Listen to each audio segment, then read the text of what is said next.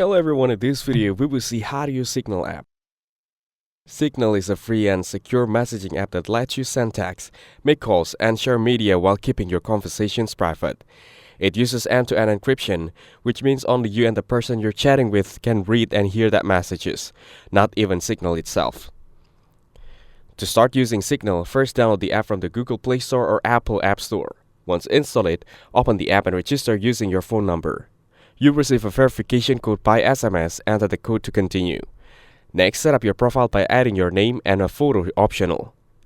Signal may also ask for permission to access your contacts, so it can show you which of your friends are already using the app. You can now start messaging anyone who also uses Signal. Just tap the pencil icon, select a contact and type your message. You can also make a voice and video calls by opening a chat and tapping the call or video icon at the top. All calls made through Signal are private and encrypted. Signal lets you send photos, videos, voice notes, documents, and even disappearing messages that vanish after a set time. You can also create group chats and set up message reactions like emojis. Overall, Signal is a template to use and trusted for private communication. It's a great choice if you want secure messaging without ads or trackers. Thanks for watching. Make sure to like and subscribe for more content like this.